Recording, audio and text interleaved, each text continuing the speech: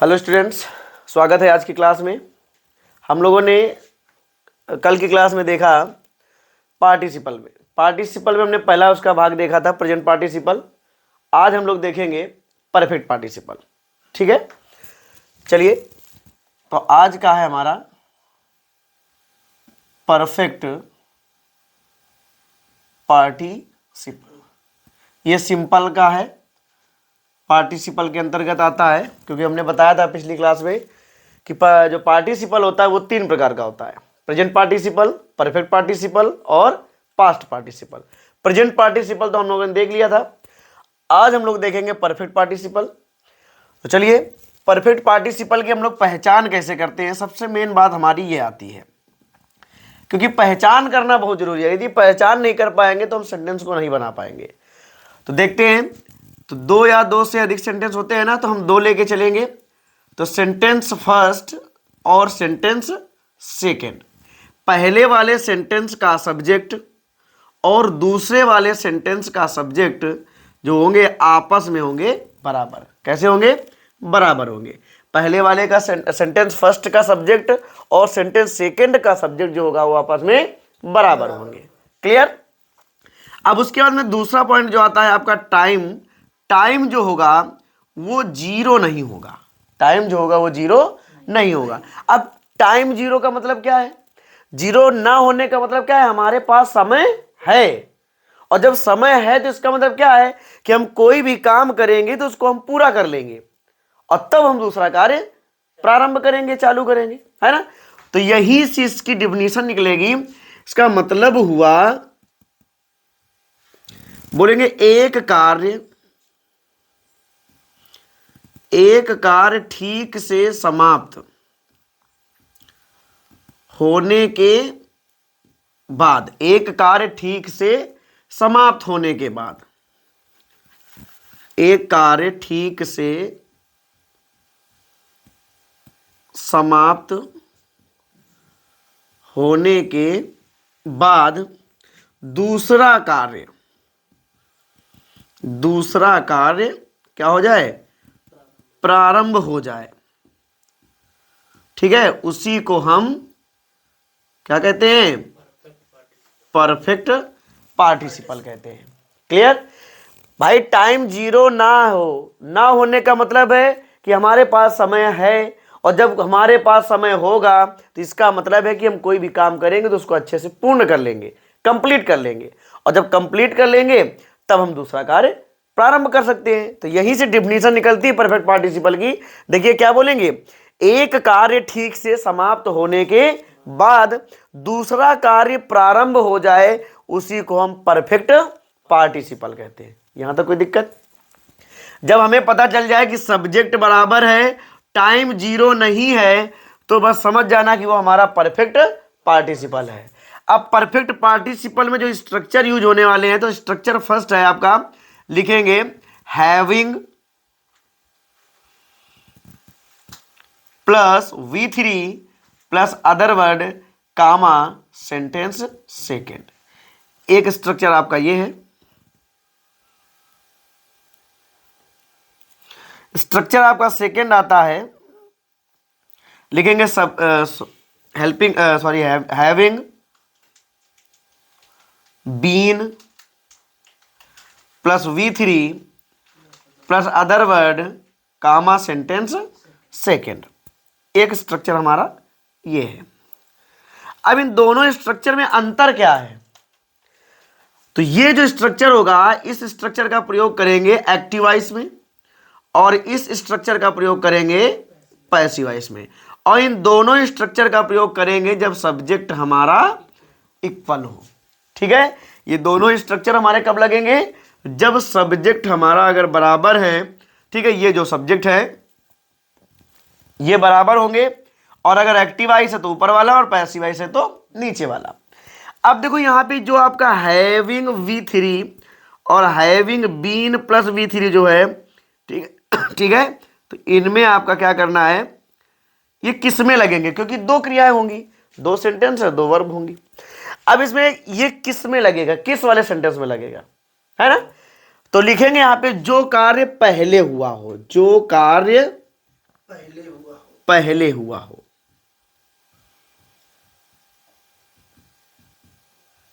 ठीक है, जो कार्य पहले हुआ हो।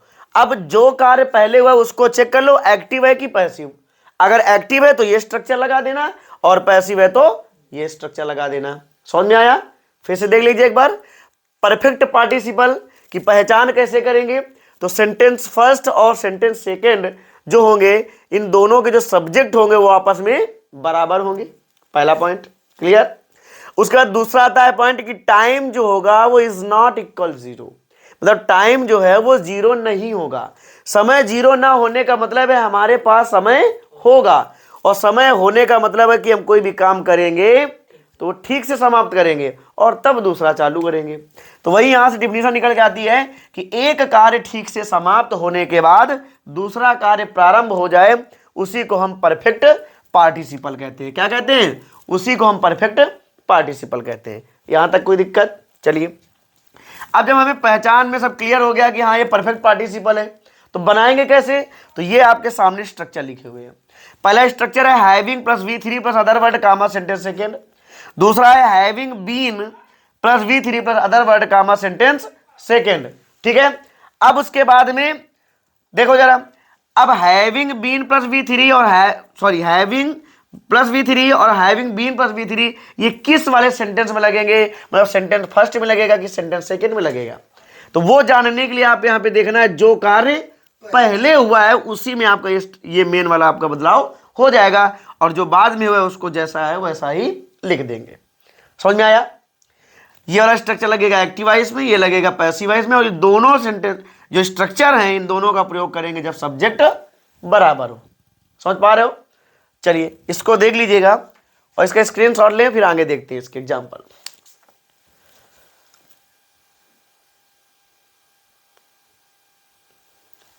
हो गया? चलिए अब इसको देखते हैं। सी हैड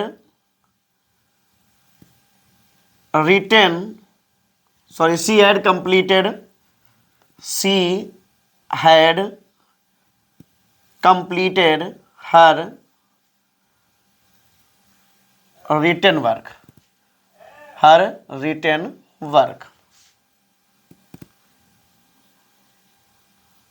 ठीक, और एक दूसरा है सी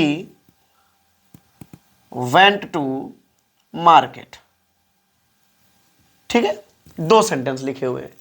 पहला लिखा है she had completed her written work, और दूसरा लिखा हुआ है सी वेंट टू मार्केट। अब ये दो सेंटेंस है, कह रहा है इसका सिंपल बनाइए। क्या बनाना है आपको? Simple sentence. और सिंपल हम 8 नियमों से बना सकते हैं। पहला है पार्टिसिपल, तो अभी हम लोग पार्टिसिपल देख रहे हैं तो पार्टिसिपल को चेक कर लें। हमने पिछली क्लास में बताया था प्रेजेंट पार्टिसिपल की पहचान। हमने कहा था सब्जेक्ट बराबर हो टाइम जीरो हो तो प्रेजेंट पार्टिसिपल, सब्जेक्ट बराबर हो टाइम जीरो ना हो तो परफेक्ट पार्टिसिपल। अब यहां पे देखो जरा, दोनों के जो सब्जेक्ट है वो बराबर है कि नहीं है? ऊपर वाले देखो, पहले वाले में भी सी है और दूसरे में भी सी है, सब्जेक्ट बराबर है। दूसरा हमने क्या कहा? टाइम जीरो होना चाहिए। हमने पहली क्लास में बताया था, पहली वाली क्लास में हमने क्या बताया था? टाइम जानने के विषय में। तो हमने कहा दोनों जो वर्ब हैं उन दोनों वर्ब के जो अर्थ हैं उनको अर्थ निकालिए और उनमें अंतर स्पष्ट करिए। तो देखो जरा, पहले में क्या है? कंप्लीटेड। अब यहीं से पता चल गया कंप्लीटेड मींस पूरा किया, और जब काम को पूरा किया है तो इसका मतलब उसके पास समय रहा होगा, और समय रहा होने का मतलब है कि समय जीरो नहीं होगा। क्यों? और समय जब जीरो नहीं होगा तो इसका मतलब क्या है? परफेक्ट पार्टिसिपल हो गया, हुआ कि नहीं हुआ? अब परफेक्ट पार्टिसिपल में अब हमको क्लियर हो गया कि हमारा जो सेंटेंस है वो परफेक्ट पार्टिसिपल से बनेगा। अब ये स्ट्रक्चर लिखे हुए हैं आपके, तो एक लिखा है एक्टिव वॉइस के लिए, एक लिखा है पैसिव वॉइस के लिए। तो अब हम देख ले कौन सा कार्य पहले हुआ है, कौन सा कार्य पहले हुआ है, उसी में हम चेक कर ले एक्टिव की पैसिव। तो चलो देखते हैं इधर। बताओ भाई आप लोग कि जरा पहले उसने कंप्लीट किया है कि पहले वो मार्केट गई है? बताओ, पहले कंप्लीट किया है कि पहले मार्केट गई है? तो पहले कंप्लीट किया है, तो ये वाला कार्य हमारा पहले हुआ है। अब इसको चेक करो कि एक्टिव है कि पैसिव। तो ये हमारा कैसा है? एक्टिव। अब एक्टिव वॉइस में है तो क्या लिखा है? Having plus V3। तो इसका बनेगा हमारा हैविंग प्लस V3 मतलब कंप्लीटेड हो गया। अब उसके बाद प्लस अदर वर्ड हर रिटेन वर्क, जो भी लिखा हुआ है वो लिख लेंगे, हर रिटेन वर्क। ठीक है, फिर कामा, कामा लगा दिया। फिर क्या है, सेंटेंस सेकंड जो बचा, ये वाला बचा है, सी वेंट टू मार्केट, तो ये यही से नोट कर लेंगे, हम लिखेंगे सी वेंट टू मार्केट। ठीक हो जाएगा, समझ में आया। फिर से देखते हैं, परफेक्ट पार्टिसिपल की पहचान क्या बताए, दोनों का जो कर्ता होगा वो बराबर होना चाहिए। देखो सी पहले में और दूसरे में भी सी अर्थात बराबर है। दूसरा पॉइंट, टाइम जो होगा वो 0 नहीं होना चाहिए। और टाइम जानने के लिए मैंने बताया था कि टाइम अगर जानना है तो दोनों क्रियाओं का अर्थ पकड़ो पहले। तो दोनों क्रियाओं में देखो, एक कंप्लीटेड है, गई है। अब कंप्लीटेड से हमको पता चल गया, कंप्लीट मीन्स क्या होता है, पूरा करना। अब काम को उसने पूरा किया है तो इसका मतलब उसके पास समय रहा होगा, और समय होने का मतलब है टाइम 0 नहीं है। क्यों, ये हुआ इसका मतलब। और जब टाइम 0 नहीं है तो फिर क्या हुआ, इसका मतलब है कि ये हमारा परफेक्ट पार्टिसिपल है। अब परफेक्ट पार्टिसिपल में ये दो आपके स्ट्रक्चर लिखे हुए हैं, पहला है having plus V3 plus other word, और दूसरा है having been plus V3 plus other word. ये लगता है तुम्हारा एक्टिव वॉइस में और ये लगता है पैसिव वॉइस में, है ना। अब इसको देखते हैं एक्टिव है कि पैसिव। तो एक्टिव और पैसिव जानने के लिए सबसे पहले चेक करेंगे कौन सा कार्य पहले हुआ है। तो हमने देखा कि कंप्लीट पहले किया तब हो गई है बाजार, तो ये वाला कार्य पहले हुआ, तो इसी में हमको चेक करना है कि एक्टिव है कि पैसिव। तो ये फिलहाल एक्टिवाइज लिखा हुआ है, और एक्टिवाइज है तो लगाएंगे हम हैविंग, लगा दिया हैविंग, प्लस V3 मतलब कंप्लीटेड, प्लस अदर वर्ड मतलब हर रिटन वर्क, हो गया। अब उसके बाद क्या, sentence second, she went to market, she went to market. बना कि नहीं बना, आया समझ में, बोलो। चलिए इसको नोट कर लीजिए, फिर आगे देखते हैं। हो गया, चलिए। तो परफेक्ट पार्टिसिपल की पहचान कैसे करेंगे, बोलेंगे दोनों सेंटेंसेस के जो सब्जेक्ट होंगे वो बराबर होने चाहिए, टाइम जो होगा वो 0 नहीं होना चाहिए। और जब ये दोनों चीजें अगर आपको मिल जाएं तो आप समझ जाना कि वो हमारा परफेक्ट पार्टिसिपल है। और परफेक्ट पार्टिसिपल के दो स्ट्रक्चर है, पहला having plus V3 plus other word comma sentence second, और दूसरा आता है having been plus V3 plus other word comma sentence second. Having plus V3 या हैविंग बीन प्लस V3 ये हम किस में लगाते हैं, तो बोलेंगे जो कार्य पहले हुआ हो, हम उस सेंटेंस में सूत्र को लगाएंगे। ठीक है, एक और देखो, ही was punished, he was punished by the teacher full stop, he felt sorry. ये लिखा हुआ है सेंटेंस, क्या लिखा है, ही was punished by the teacher और ही फेल्ट सॉरी। चलिए हम इसको बराबर करते हैं, जो हमारी पहचाने बताई गई। पहला हमने क्या बताया कि सब्जेक्ट जो होंगे वो सब क्या होंगे, बराबर होना चाहिए। देखो सब्जेक्ट बराबर है कि नहीं है। फिर दूसरा हमने कहा कि समय जो होगा वो 0 नहीं होना चाहिए, अगर 0 है तो प्रेजेंट पार्टिसिपल, समय यदि 0 है तो प्रेजेंट पार्टिसिपल, और समय यदि 0 नहीं है तो क्या हो जाएगा, परफेक्ट पार्टिसिपल हो जाएगा। हो जाएगा कि नहीं। अब समय जानना है तो वर्ब को पकड़ना है। वर्ब क्या है, पनिश्ड मीन्स, पनिश मीन्स क्या होता है, सजा देना। अब सजा दी गई तो टीचर के पास समय रहा होगा तब तो सजा दिया होगा ना, तो इसका मतलब क्या है, समय है। समय होने का मतलब क्या है, टाइम 0 नहीं है, और टाइम 0 किस में नहीं होता है, परफेक्ट पार्टिसिपल में। अब हमको पता चल गया कि भैया ये परफेक्ट पार्टिसिपल से बनेगा। अब परफेक्ट पार्टिसिपल के दो स्ट्रक्चर, एक है आपका एक्टिव वॉइस के लिए, एक है पैसिव वॉइस के लिए। अब हमको ये देखना है कौन सा कार्य पहले हुआ है, अब उसी के अनुसार लगा देंगे हम फार्मूला। तो पहले उसको पनिश्ड किया गया है, इसका मतलब यही वाला कार्य पहले हुआ है, और इसी को चेक करो कि ये एक्टिव है कि पैसिव। तो वाज पनिश्ड पैसिव वॉइस है कि नहीं है, और पैसिव वॉइस का स्ट्रक्चर सेकंड क्या था, हैविंग बीन। तो यहां पे लगाएंगे हैविंग बीन, हो गया। उसके बाद प्लस V3, तो पनिश्ड का पनिश्ड हो जाएगा, प्लस V3 हो गया। उसके बाद में प्लस अदर वर्ड, तो by the teacher, by the teacher. ठीक, फिर कामा, सेंटेंस सेकेंड, क्या है, he felt sorry, he felt sorry. आया समझ में? He was punished by the teacher, he felt sorry का तो क्या बनेगा, having been punished by the teacher, comma he felt sorry. Clear? एक और देख लो, he finished, he finished his work, full stop, he went home, ये लिखा हुआ है, he finished his work, full stop, he went home। कैसे इसका बनाइए सिंपल। तो हमने देखा कि पहले का subject simple, as far subject, हमें सब्जेक्ट चेक करना है आपको। तो देखो इस दोनों के सब्जेक्ट बराबर हैं, सब्जेक्ट बराबर तो प्रेजेंट पार्टिसिपल या परफेक्ट पार्टिसिपल। प्रेजेंट पार्टिसिपल और परफेक्ट पार्टिसिपल में अंतर क्या है, प्रेजेंट में हमारा टाइम 0 होता है और परफेक्ट में टाइम 0। अब वो जानने के लिए हमको वर्ब पकड़ना, देखो फिनिश्ड मीन्स होता है समाप्त करना, फिनिश मीन्स होता है ना समाप्त कर किया है यदि अपने काम को, तो इसके पास व्यक्ति के पास समय रहा होगा, अर्थात टाइम 0 नहीं है। और टाइम 0 किस में नहीं होता है, परफेक्ट पार्टिसिपल में, है ना। तो अब परफेक्ट पार्टिसिपल हमको पता चल गया कि ये परफेक्ट पार्टिसिपल है। अब बात आती है कौन सा स्ट्रक्चर लगेगा, तो उसके लिए हमको देखना है कौन सा कार्य पहले हुआ है, कौन सा स्ट्रक्चर कौन सा कार्य, कौन सा स्ट्रक्चर कौन सा कार्य हुआ है, ये देखना। तो हमने देखा कि पहले उसने समाप्त किया है, तो ये वाला हमारा कार्य पहले हुआ है कि नहीं हुआ है, इसी को हमको देखना है एक्टिव है कि पैसिव। तो ये हमारा जो लिखा हुआ है ये एक्टिवाइज है, और एक्टिवाइज का फॉर्मूला हमने क्या लिखवाया था, हैविंग प्लस V3। तो लिखेंगे पहले हैविंग प्लस V3 मतलब फिनिश्ड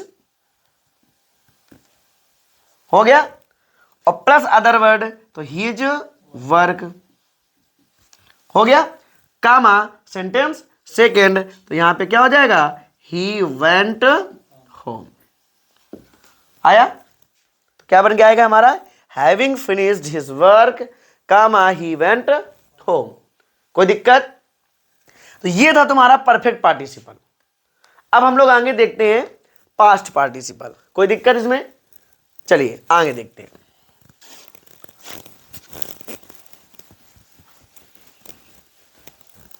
यदि किसी ने प्रेजेंट पार्टिसिपल ना देखा हो तो चैनल में जाकर के आप लोग उसको अच्छे से देख सकते हैं। अब आता है आपका पास्ट पार्टिसिपल।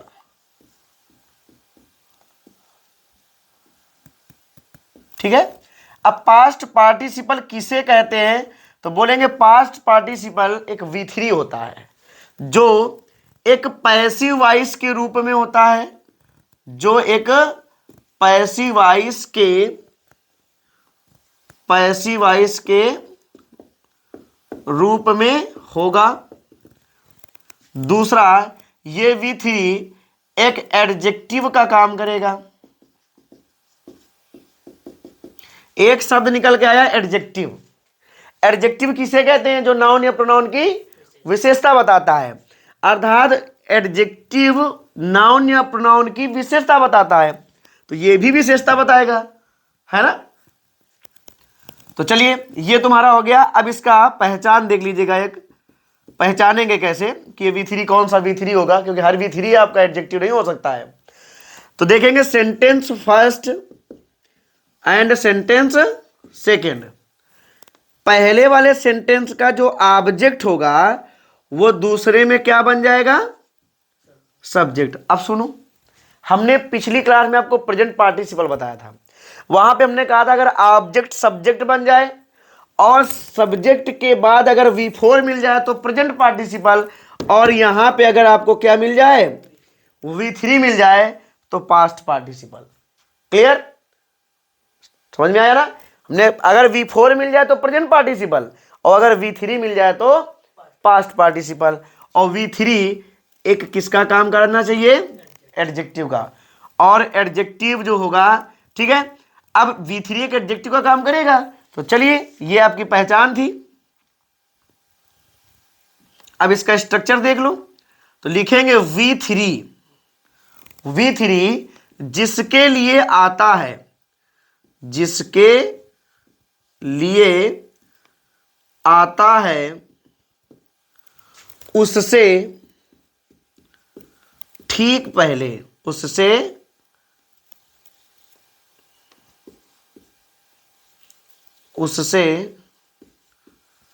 ठीक पहले लगा देते हैं। V3 जिसके लिए आता है उससे ठीक पहले लगा देते हैं। समझ में आया? ये आपका मेन है। पास्ट पार्टिसिपल, देखो हर V3 पास्ट पार्टिसिपल नहीं हो सकता है। वही V3 पास्ट पार्टिसिपल होगा जो पहली बात तो वो पैसिव वॉइस के रूप में होगा, दूसरा वो एडजेक्टिव का काम करेगा। अब पहचानेंगे कैसे? तो सेंटेंस फर्स्ट का जो ऑब्जेक्ट होगा वो सेंटेंस सेकंड में सब्जेक्ट बनेगा, और सब्जेक्ट वाले में ही वो V3 लिखा होगा। और V3 वो पैसिव वॉइस और एडजेक्टिव दोनों चेक करना है आपको। और जैसे ही पता चल जाए कि हमारा V3 एक एडजेक्टिव का काम कर रहा है, तो V3 ये आपको स्ट्रक्चर लगा देना है कि V3 जिसके लिए आता है उससे ठीक पहले हमें लगा देना है। ठीक है, चलो इसको भी देख लेते हैं। I sold my car, full stop, it was broken, it was broken, ये लिखा हुआ है। क्या लिखा हुआ है? I sold my car, full stop, it was broken. करें सिंपल बनाइए। तो चलिए हम लोग simple, as far simple as far subject, हमको सब्जेक्ट चेक करना है। आई और इट क्या सब्जेक्ट बराबर है? नहीं है ना। और सब्जेक्ट बराबर ना होने की दो कंडीशन है। सब्जेक्ट बराबर ना होने की दो कंडीशन है। पहला, या तो ऑब्जेक्ट जो होगा वो सब्जेक्ट बना देगा, पहला। दूसरा, टोटल भिन्न होगा, टोटल डिफरेंट होगा सब्जेक्ट। ना बराबर होने की कंडीशन है आपकी। सब्जेक्ट बराबर दो तरीके से नहीं हो सकता है। कैसे? पहला, वो तो हो सकता है वो ऑब्जेक्ट सब्जेक्ट बना दे। देखो कार ही तो इट आया है, ऑब्जेक्ट सब्जेक्ट बना दिया। और हो सकता है बिल्कुल अलग हो जाए। तो ऑब्जेक्ट सब्जेक्ट बना दिया कि नहीं बना दिया? अब पहला हमने बताया था प्रेजेंट पार्टिसिपल में कि अगर ऑब्जेक्ट सब्जेक्ट बना दे, अगर V4 आ जाए तो प्रेजेंट पार्टिसिपल। यहां पे देखो क्या इसके बाद V4 आया है? क्या नहीं आया ना। इसका मतलब ये प्रेजेंट पार्टिसिपल नहीं है। फिर दूसरा हमने क्या बताया? ऑब्जेक्ट सब्जेक्ट बनाया और सब्जेक्ट वाले में V3 मिल जाए, सब्जेक्ट वाले में क्या मिल जाए? V3 मिल जाए तो पास्ट पार्टिसिपल। अब वो चेक करना है कि वो V3 कैसा होना चाहिए।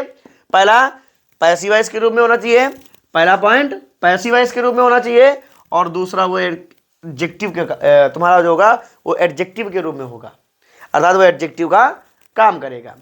अब देखो सब कुछ मिला। देखो पैसिव वॉइस में लिखा है कि नहीं लिखा है? लिखा है। तो अब बनाएंगे कैसे इसको? तो सूत्र क्या कहता है? V3 जिसके लिए आता है। ये ब्रोकन शब्द किसके लिए आया है? कार के लिए आया है ना। तो V3 जिसके लिए आता है अर्थात ये कार के लिए आया है, हम उससे ठीक पहले लगा देते हैं। अर्थात V3 जो आया है वो कार के लिए आया है, तो कार के ठीक पहले यहां पे लगा देंगे। बोलो, बस बन गया सेंटेंस। तो हमारा बन के आएगा आई सोल्ड माई ब्रोकन कार, आई सोल्ड माई ब्रोकन कार। आया समझ में? इसको नोट करिए, फिर आगे देखते हैं।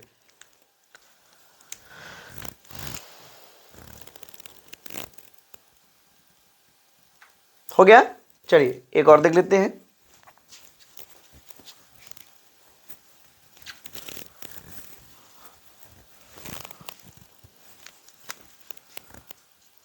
I saw a snake, full stop,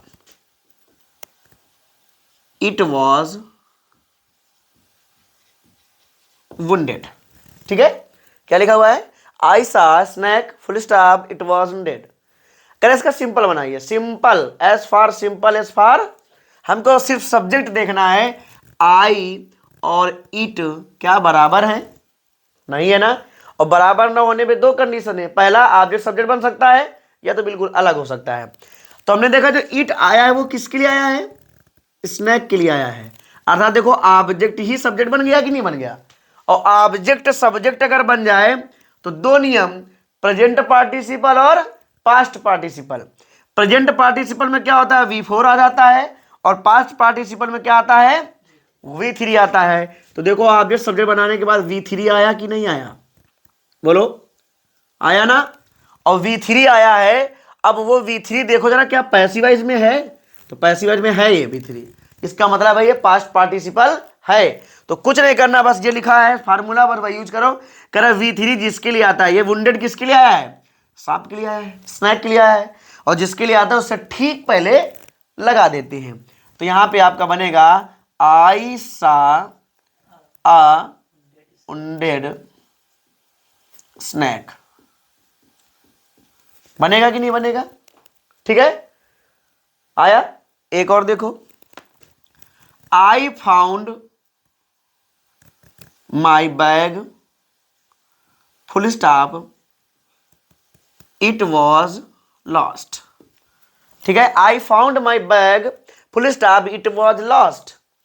अब देखो जरा बैग ही इट है, और इसमें देखो ये V3 आया कि नहीं आया, अर्थात ये पास्ट पार्टिसिपल हुआ, और V3 जिसके लिए आता है उसके ठीक पहले लगा देते हैं, V3 लॉस्ट बैग के लिए आया था। तो यहां पे बैग किससे पहले लगेगा, तो बनेगा हमारा I found my lost bag. आया कि नहीं आया।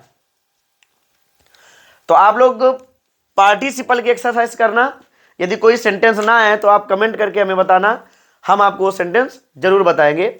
आज की क्लास बस इतनी ही, मिलते हैं इसके अगले टॉपिक के साथ इन्फिनेटिव में। हम लोग सीखेंगे अगले क्लास के में कि हम लोग इन्फिनेटिव का प्रयोग करके सिंपल सेंटेंस कैसे बनाते हैं। तब तक के लिए धन्यवाद।